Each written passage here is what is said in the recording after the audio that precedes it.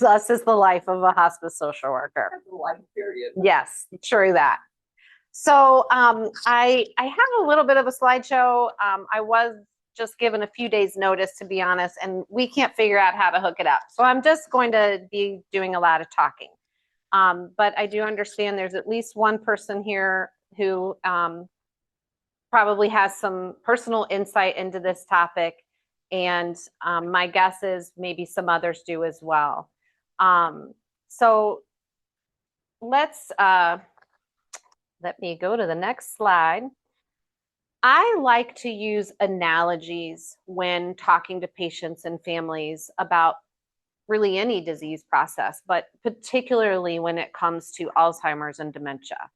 It's a really tricky disease. It is very difficult for families and staff, like in a nursing home, who supposedly know everything there is to know. It's really hard to understand what is happening when you have someone who is living with dementia. I have several analogies. One of them is to think about your home and suddenly there's a knock at the door and there is an uninvited guest. This guest moves into your house. You didn't ask them to move in, and actually you tried to stop them and they moved in anyway, right? Initially, this guest is annoying. They're maybe a little messy. Maybe they don't clean up after themselves. Maybe they leave the TV on when you ask them to turn it off. Could just be little things like that, but their bad behavior progresses to the point that they are misplacing your items and taking over your house little by little. They're hiding your keys. They're stealing your memories, your photographs. They're stealing them and hiding them from you so that you don't remember things anymore. They wreak havoc in a house. The reason I like this analogy is because it can demonstrate how dementia doesn't just affect the person with the diagnosis. It's everyone living in the house. Everyone is dealing with this unwanted guest, right? And the thing about it, if you think about some guest, like I say guest, I don't want to say person, but something like this, you're constantly running around behind this person, trying to clean up after them. You've tried to predict, oh, what are they going to do next? Are they going to break my dishes? Are they going to leave the window open? Are they going to let the dog out? But you don't know. So you're constantly trying to prevent the next disaster, but really you end up just cleaning up mess after mess after mess behind them. And that's how dementia is. There are some things that we know that sort of go along with dementia, but the timing of those things and the individuality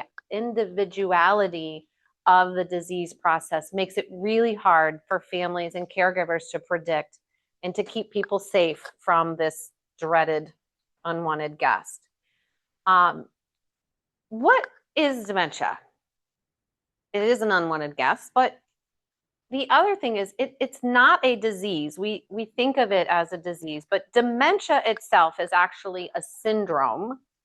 And there are several types of dementia that kind of go under that. So it's an umbrella term. It's sort of like saying someone has heart disease. Well, that could mean a lot of different things. That could mean congestive heart failure. That could mean an aortic valve replacement. That could mean several different things under that umbrella term. So that's kind of how dementia is. There are several types, Alzheimer's being the most common type, but we also, I need to see if I can make this area a little bigger. There we go. So Alzheimer's, vascular dementia, Lewy body dementia has been in the news at times. I don't know if you guys remember Robin Williams had Lewy body dementia, frontal temporal dementia, and mixed dementia. So they all have some similarities, but Alzheimer's sort of starts slow, starts usually with a little short-term memory loss, and is progressive and becomes a terminal diagnosis for people at end stage Alzheimer's. Vascular dementia often comes after a stroke or some other problem that causes reduced blood flow to the brain.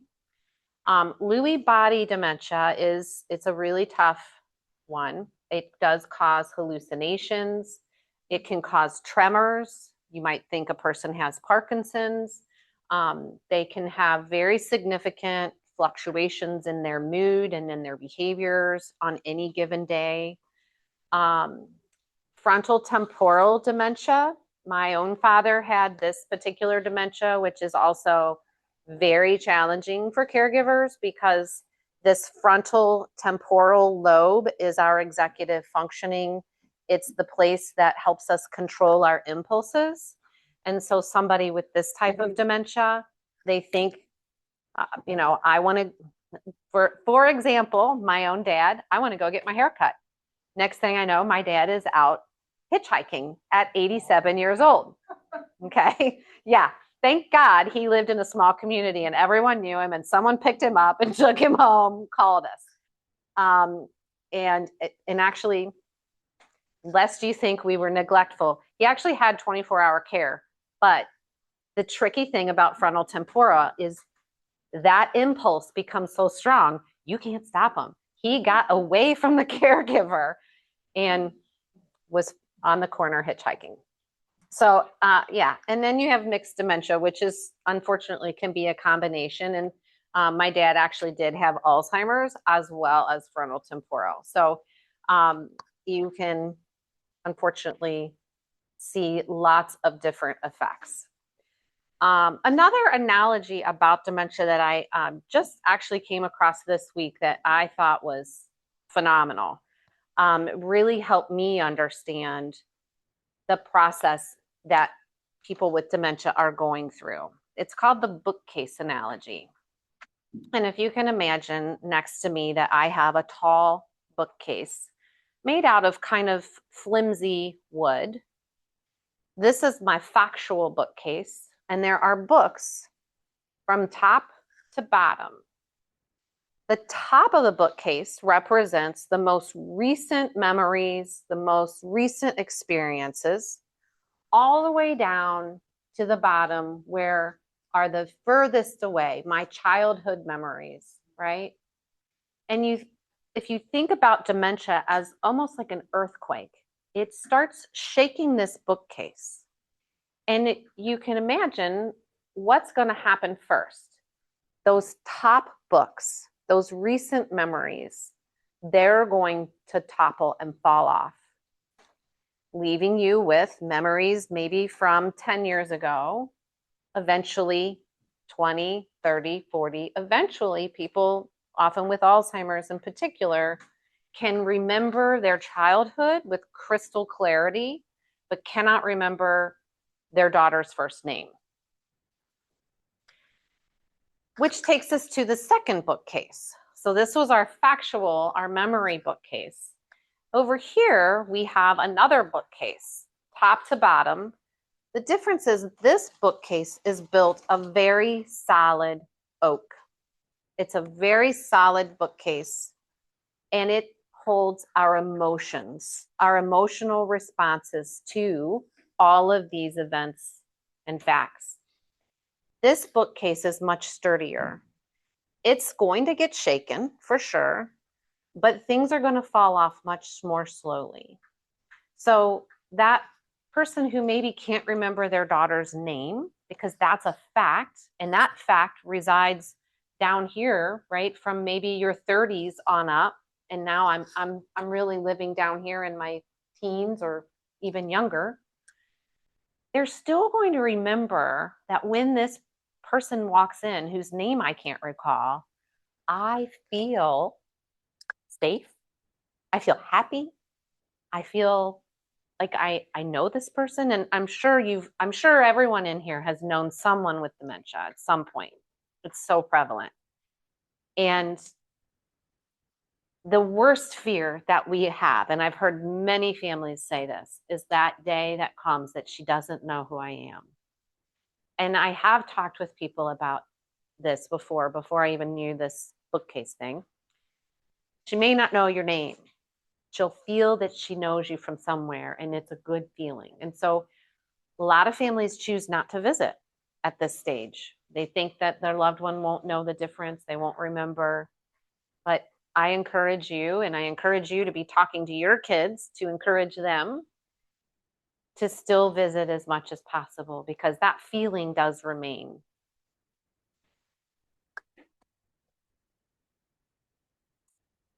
All right. I know at 56, believe it or not, I wonder sometimes, am I getting a little dementia? What's happening here? I'm having a tough day. I can't find some words occasionally, right?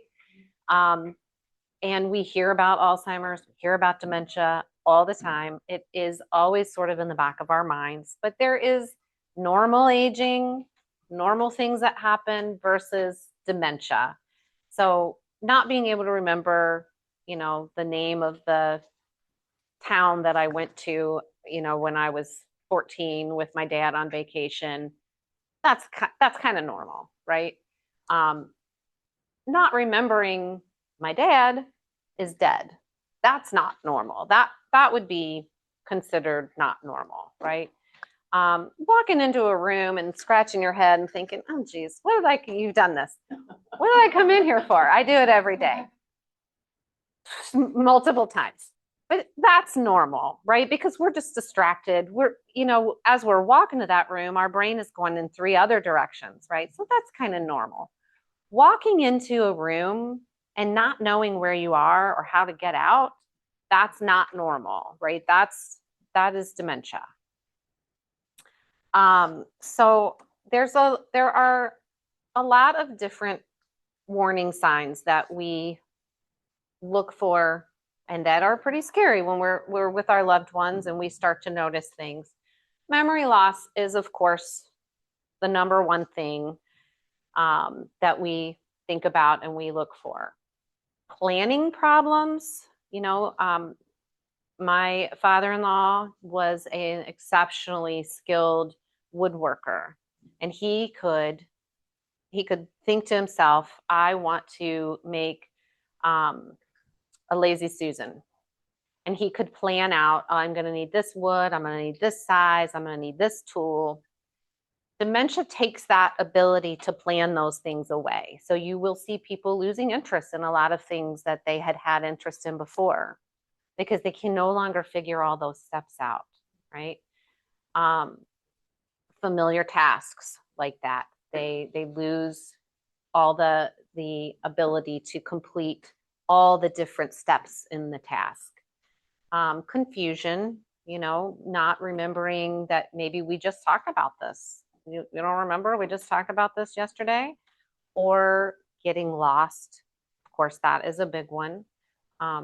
Driving is very scary, and people often in the early moving into the moderate stages of dementia forget where they're going, or get there and they don't know where they are. Misplacing items, judgment becomes very impaired.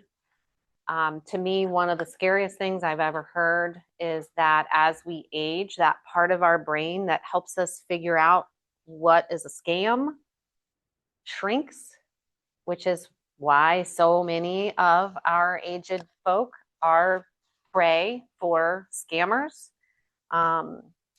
It's unfortunately, so it is, again, things to be talking to your kids and your friends and your family about. Hey, if you ever see me, if you ever hear me talking about, somebody I met on the internet or whatever, please let's remind me that I've asked you to have a conversation with me about this. Mood changes, withdrawal. One of the things we see is that it takes a lot more energy to be with people. One of the sad things that I hear families talk about is that they do go to visit their mom, and after depending on the stages, it could be after 5 minutes or it could be after an hour. That person is saying, I think I need to lay down. You need to go. They just can't engage like they used to. It's exhausting mentally to try to keep up with conversation, which they might be able to do for a while. But you may see people withdrawing more, not really wanting to be in certainly larger social settings with lots of people that they have to try to manage multiple conversations.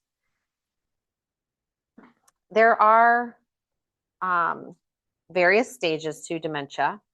The early stage is where we kind of feel like, something's not right. A lot of times people themselves know. My father-in-law knew for months, and he kept saying, like, I keep seeing this ad for this brain supplement. Do you think I should take this? Do you think I should take this? Very. Just making sure you're awake. Thank you. I saw one or two nodding off. So I really appreciate you. You have my back. Yeah, so I think families and friends, and oftentimes the person living with the dementia does kind of get a sense that something is off. They're struggling a little bit more with that short-term memory. You might find people are repeating questions to you. Got a nod there. Yep. So you might be seeing some mild changes in judgment. This is a really good time. I'll get on a little soapbox here. If you do not have advance directives, if you don't have a healthcare power of attorney and a living will, please get one. They're so simple to get and so simple to fill out. You don't have to go to a lawyer. Does anyone in here have one? Okay, all right, I love it.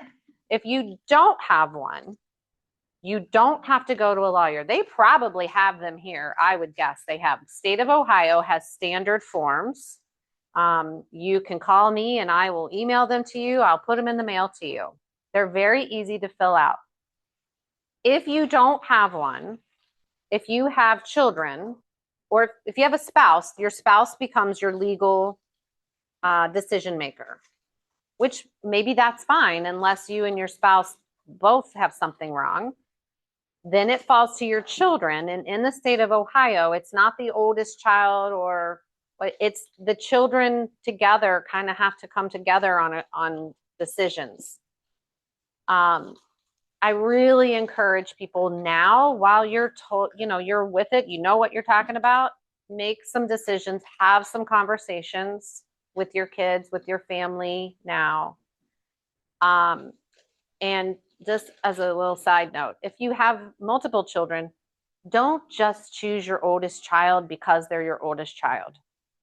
Really think about which one of my kids knows me and is going to carry out my wishes. Because at the end of the day, that's what you want. And over the years, I've seen so many people choose their oldest child because they thought that's what they should do. And that oldest child was nowhere to be found. And that's very sad. And that's sometimes the way it is. Didn't always happen that way. But anyway, okay. Stepping off. Also a good time to get a financial power of attorney, by the way.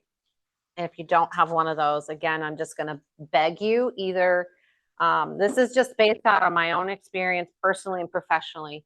Either have someone else that you trust on your accounts, right? Your checking account, your saving account, whatever, so that they can seamlessly start moving money and making decisions. Or get a financial power of attorney. For that, you might want to go to an attorney. Certainly, you can Google forms on the internet, but get those now. Now I'm really off the box. The middle stages look a little more challenging. People are needing a little more help with their daily activities. You see more confusion. This is where we start to see sometimes people are wondering having something we call sundowning or sundowners, where their days and nights get a little mixed up, and sometimes roughly around 4 o'clock, their clock gets a little jacked up and they become sometimes anxious, unable to sleep. They can start wandering at night. Middle stages is where we see sometimes some personality changes. And I know there's a lot of feeling that just in talking to people, I know people are always worried that Alzheimer's is going to make my loved one mean and hateful. Sometimes it does, I'm not going to lie. Sometimes it's the complete opposite. I've had a lot of, not a lot, but I've had a few patients who, let's just say, were not the best parents in the world, who, because they actually got dementia, became really sweet, nice people. And their children were able to visit and not feel terrible anxiety all the time.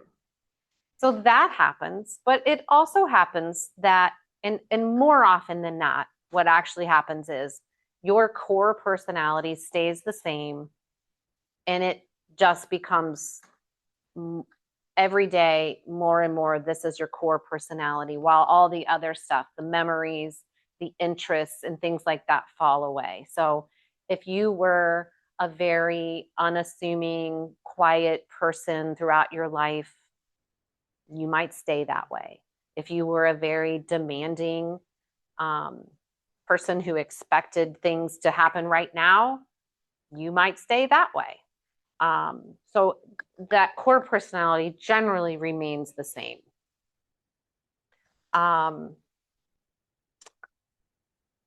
Let's see. You guys are very patient. I should do some hold music while I go to the next slide. Do, do, do, do. All right, late stage Alzheimer's disease. This is where we, I think you were asking me, like, how do we know when it's time for hospice? We were sort of saying out in the hall, and how do you choose a hospice? I'm not here to sell you my hospice, okay?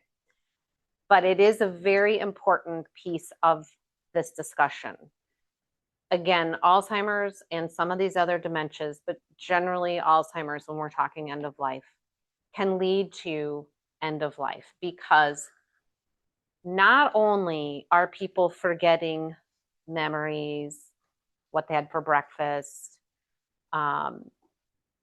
you know, how to plan out tasks and these things that we've talked about. The brain is responsible. It's like a computer, right? I've got this computer here, and oh my God, I'm so not techie. I don't even know what it's called. The hard drive, right? The hard drive is responsible for sending out all the messages. Our brain is our hard drive. It has to send out a gazillion messages a day. That is an official medical term. Gazillion, right? So just to swallow, your brain has to tell you all the messages that go into your hand and your arm to actually get the food to your mouth. It's going to tell you to smell, to open your mouth, to put it in. It's going to tell saliva to start kicking in, your tongue to move in a certain way in your mouth, all of these things. And then it's going to tell all these muscles in a very specific sequence how to swallow. You're going to, I don't want to say you, people with Alzheimer's will lose those memories too. And as that happens, they will lose the ability to walk, to feed themselves, and eventually to eat at all. Their heart is going to start getting fewer messages. Their lungs, their kidneys, your entire system is not going to be functioning. It's not just the brain, right? Is what I'm trying to say. It affects the whole body. It's so hard to discern when is it time to bring in help. And I will confess to you, 20 years in the business at the time. And if there's one thing I know, I want to assure you, if there is one thing I know, it's what a person looks like when they're dying. Unless that person is my dad. Okay. And I remember calling in hospice and saying to the nurse, I don't know if my dad meets criteria.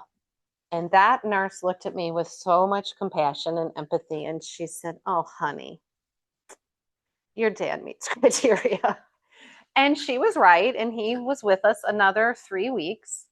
And that was okay. It was okay. And I'm not beating myself up over it. It was fine. But for a lot of folks, because my dad had 24-hour care and he had resources, and so it was okay. But for a lot of us, we don't have those resources. And so the sooner someone can recognize the signs that you're eligible for hospice, take advantage of it because you're going to get help at home. You're going to get a nurse coming to you. You don't have to go to the doctor anymore. If your loved one falls at 2 a.m, which happened to my mom, you can call hospice. They'll send a nurse. You don't have to call 911. Like there's so many benefits to it, but it is so hard to discern. This is where you are probably going to start hearing friends saying, you know, my mom was on hospice. Have you ever thought about hospice? Call the local hospice and say, somebody said I might be thinking about hospice. Can you come out and talk to us? They might say, you're not ready, but then they'll tell you what to look for. It's just a great resource. And the hospice criteria is that you have to look like that you won't be here in 6 months. You don't have to die in 6 months. And what happens with Alzheimer's, dementia, Parkinson's, a lot of these neurological conditions, people get to a certain point where they look really fragile, like they could die. And we bring them on hospice. We give the support, we give the education, the counseling, the medications that we are really specialized and trained to do. And people end up living longer. And sometimes being on hospice for literally years, looking like maybe 6 months from now they won't be here, but still meeting that criteria, you're still getting that support. Where it wasn't the point of my conversation, but it's what I do. And so I'm a little passionate about it. So what are we looking for if we're talking about this end stage? We're talking about people, again, who are struggling to swallow safely. So they may still be swallowing, but you might see that they're coughing quite a bit afterwards. That means it's going the wrong way, right? So that's called aspiration, where the food's going down into the lungs, and that can lead to pneumonia. So there's things you can do. There's tips and tricks. You can tell them to tuck their chin. You can change the food that you're feeding them to make it softer so they don't have to chew it as much. But that's one of the big signs. Sleeping a lot more, just not having the energy that they had can be a big sign as well. That loss of, well, incontinence, loss of ability to control or maybe sometimes even know that they need or have gone to the bathroom, difficulty walking, and really a big sign is when they start losing the ability to communicate and use a lot of words. So they might be able to get a few words out, but in the course of a day, you're noticing that their vocabulary is really shrinking. So those are some signs that tell us a person is sort of getting to that point. So again, having conversations with your family and your friends and your loved ones. Hey, if this ever happens to me, this is what I want. This is what I don't want. Families that don't have those conversations with their loved ones really have a hard time knowing what to do and wanting to follow their loved ones' previous wishes of staying home or, whatever it is. And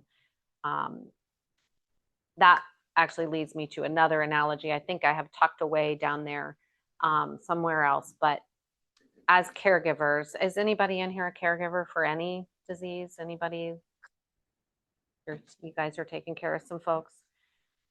So again, just like we talked about dementia as an unwanted guest, that really applies to any, it can apply to COPD, heart disease, to brain cancer, anything that is taking your person down is going to try to be taking you down, right? So Alzheimer's, dementia, any other disease really, but today that's what we're talking about. I think of them as an invading force. And I've started thinking about this when Russia invaded Ukraine several years ago now.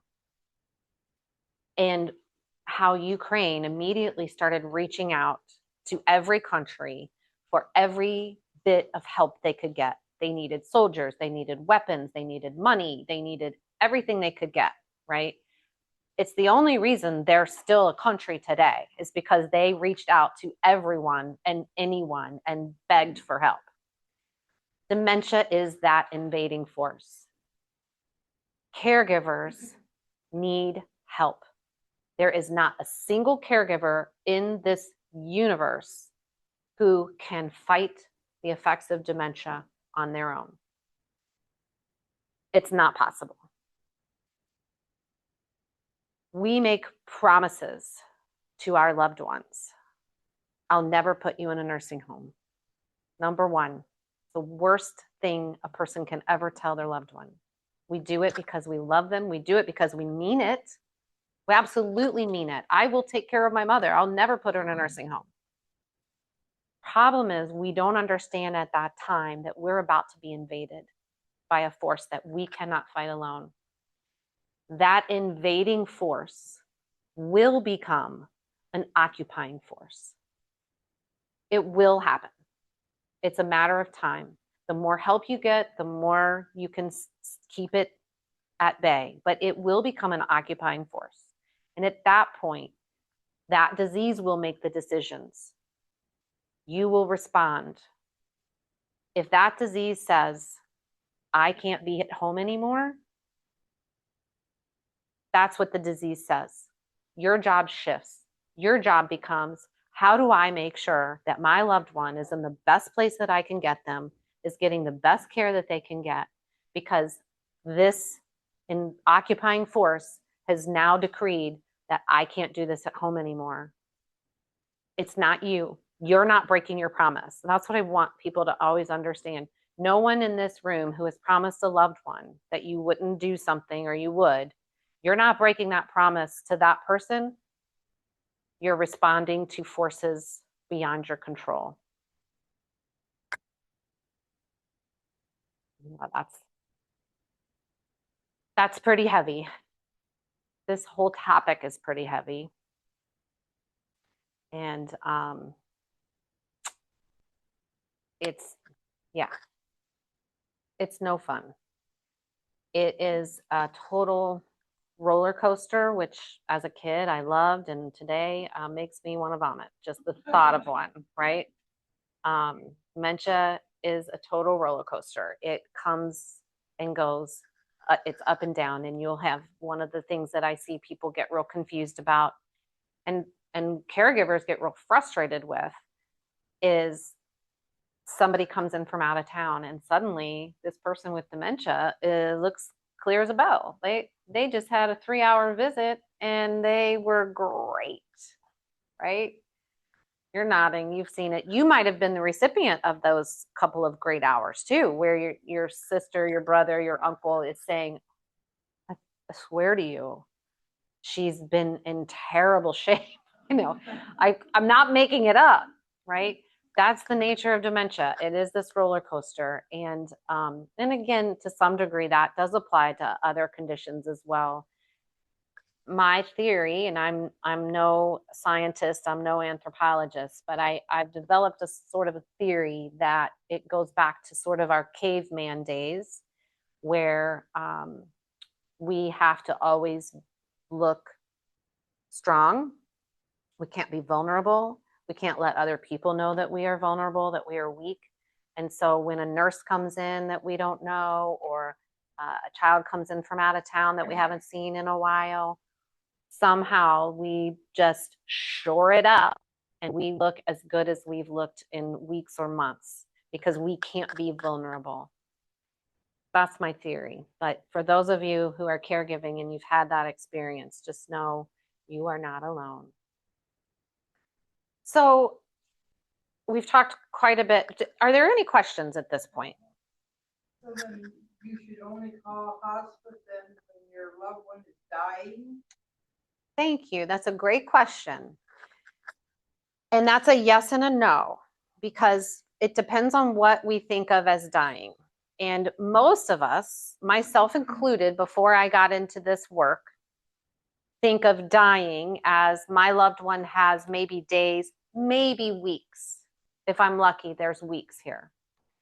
Medicare, and this is why it's so hard to know when to call, because Medicare says a person has to have, number one, a terminal disease of some sort. Could be heart disease, kidney disease, it could be Alzheimer's, it could be cancer, Parkinson's, it could be lots of different things. Okay. And based on how you've been doing the last few months or year, we're looking at a trend. Based on that trend, if this trend continues at this rate, there's a real good chance you won't be here in 6 months. Not days, not weeks, 6 months. It makes it really hard when you're talking about a progressive neurological condition, because a person can look like that for a long time and things can change fairly suddenly to where we are now talking days or weeks. So my recommendation is that anytime you're taking care of someone who you love and you're seeing changes, you're seeing that they're eating less. Weight loss is a huge sign for any disease process, or even if they don't have a disease, if you notice a significant drop in their weight, that is a clue to be talking to your doctor and to say, and you, so you have to know, if I'm 85 years old and I lost 20 pounds in the last 2 months and I don't know why, do I want to know why? And that's I mean, you're laughing, but it's a fair question and everyone's different. There's no right or wrong. But these are the conversations to have with your kids and your loved ones. Do I want to go through all the things that they're going to put me through in order to find out why? And then, do I want the treatment? There's no right or wrong. Where am I in my life? Am I ready to consider that I might die? Do I want to live another day, no matter what that means? There's no right or wrong. My dad was a guy who swore he'd live to 100 and he didn't care at all what that meant.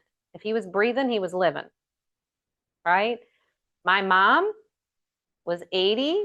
She got a blockage. They offered her surgery and she said, had a good life. She was totally with it. She made the decision herself. I've had a good life. I don't want that. It's a personal decision always, right? But it's really important to have these conversations while you can and before you're in that situation. Because if you wait till you're in that situation, it's going to be really hard to say no to doctors. It's going to be really tough because your kids are going to be saying, Mom, I want to know what's wrong. Why are you losing all this weight? What can we do? What can we do? And maybe you want to know too, and maybe you don't. So have those conversations often and not often, but at least once. Have them early. Thank you for that question. Did that answer it? Yeah. It was a lot of talking. Well, some people, that's what they think. Yeah. My husband was in the hospital and he wanted to go home. And the doctor said no, because I was working and he said, you can't take care of him at home. So then they brought in the hospice lady, sat down and we talked. Mm-hmm. Just decided that was the best thing for him. Yeah. He wanted to go home. Right. That I would take him home. Yeah. I mean, I can't say anything more about hospice. It was great. Right. I could work. Good. My son was in school. Somebody was with him all day long until I got home from work. Wow. he helped with his medicine. I mean, it was Yeah. everything. It sounds like you must have been pretty young and he was pretty young. Oh, yeah. Yeah. Yeah. That sounds, I'm glad you had that experience. I do want to just qualify today. It is a little different than it probably was then. Medicare has changed the benefits somewhat. Hospices do not provide 24-hour care at home. We can help you find resources to provide more care at home, but we don't provide that. I know in the past that some hospices did. Yeah, they had somebody come in when Yeah. the nurse had to go home. Yeah. Until I got home from work. Right. And it was just, pretty That much sounds us amazing. that had been trained Yeah. to sit with that person. Yeah. And people like that exist. You have to find them in the community. And it's very doable. We work with people at home all the time to help them find those resources. Unfortunately, no hospice provides that level of service at home. It's just not, but Too bad, it is though. too bad because the staff are wonderful, but Medicare doesn't pay us to do that. And nobody can afford to do it without getting paid. So, but anyway, thank you for your question. That was a great question. Are there any other questions before we stop for? Is this over at 12:30? Oh, geez. Okay. I mean, I can talk all day. Is there, maybe you noticed, is there something in particular that any of you want to hear about? The Alzheimer's, have they figured out what causes it? Is it food? Is it vitamins? Is it hereditary? I think it's all the above. There are processes in the brain that are becoming affected by different things. And again, there's different types. So again, the vascular dementia has a lot to do with heart disease and stroke. But I think they have found a lot of contributing factors, but I don't know, to my knowledge, that they've said this is the reason. I'm questioning on dementia. My mother in hospice, great, great. Thank They took us aside and explained something to us. She's gonna say things that are a little different from usual, Mm-hmm. but you have to understand, one foot is in this world and another is in the other. That's right. So she did see somebody waiting and, what? Over there on the couch. Oh, he's waiting for a bus. So we talked a little bit and finally, he left. Mm. I said, wait, much. Yeah. So is that part of dementia or? That's the dying process. Okay. And that is very common. Very common. I didn't hear you say Yeah. anything. Yeah. Yeah, that is part of the dying process that we see again across diagnoses. It doesn't matter. In my experience, it doesn't matter what a person's religious beliefs are. It doesn't matter where they are. Frequently, we'll hear people saying, I want to go home when they're in their home, right? So we've come to understand that that is a euphemism. It means I'm ready to go, I'm ready to die, I'm ready to be reunited with others, or whatever that belief is. But yeah, very, very frequently, I've had some very interesting conversations with people that knew things that they could not have known. Another thing to follow up with that. The most quality time, Precious. I call them golden nuggets. Yep, I have the rest of your life. for sure. And one other point I want to discuss, communication. We were talking about hospice, everything. So it's, what do you call it, Family Leave Act or something? Mm-hmm. through the company I worked for at the time. She was in hospice over a year. Hmm. The one for the new year Mm-hmm. called me in and said, why are you putting in for more time? Oh. And said, I thought your mom was in hospice. Oh, that is for dying people. Mm-hmm. And I said, well, thank goodness the good Lord kept her home. Right. I said, Yeah. so give it to me, okay, if you don't have to. There you go. People are very ignorant, and I was one of those people, so I'm not disparaging anyone. My first experience with hospice was was a family member who had cancer, had bone cancer, and the doctors had been saying you should have hospice, and we were all saying, why? He's not dying. And he had a pain crisis, and we thought that this is it. He's dying. We'll call him in. And hospice came in, and they got his pain under control, and he lived for several months later. And that was when I understood that dying doesn't have to mean tomorrow. It is a process. I don't know if anybody, well, we all have vehicles and cars and things, but really our body is a machine. And machines take a while to shut down, right? My husband used to work at Owens Corning in one of their manufacturing sites, and he would talk about these enormous ovens that had to get, like, I don't know, again, a gazillion degrees to melt glass. And you couldn't just turn it off. There was a very prescribed process of shutting that machine down. Yeah. Yeah. And the body, it's really fascinating. The body knows what to do and how to do it. And it has its timeline. And I think I heard a nurse say this, and I was like, that is so true. It's just the way that a woman's body knows what to do from the time that woman becomes pregnant. That body knows what to do every single day to get ready for that birth. Right? Our bodies know what to do to leave this earth, to die. It is a process, and sometimes it takes over a year. Yeah. So thank you. I have to leave and go with my son, Joe. I've got vegetables. Oh. On my phone. Oh. Fresh out back. All right. Sign me up. Just kidding. Yeah. Yes, ma'am.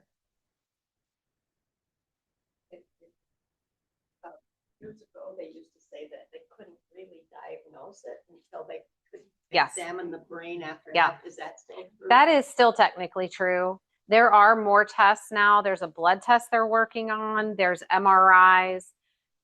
I think most doctors just go by the presentation. Right. You know, And there's, that's what I thought. Yeah. but I didn't- yes, I And think the you're right. other comment that I always say when they with my mother had volunteered at Good Samaritan Home in Northeast Iowa for years. Her mother had worked there. She was widowed young. I mean, it was like she understood this. But when my dad was a resident, and they Mhm. asked her when he needed, he turned blue, and they called her and Ugh. and they asked her if they should send her to the hospital. And she said, well, I'm not a nurse or a doctor. I don't know. Well, then the social worker at the nursing home explained to her that many people have do not hospitalize on the record. Yes. And mother didn't know that, so Right. probably a lot of other people. didn't. Yes. And Yeah. it was the right thing to do. Yeah. The doctor prescribed, they talked to him, and he said, well, if he had a respiratory ailment, he would prescribe oral medication that he usually responded. So he didn't have to go to he had Parkinson's and stuff. I mean, it was a process every Yeah. time, Yeah. right? Yeah. And then if he needed IVs with Yeah. and a dementia, right? It's Right. like for what, right? Yeah.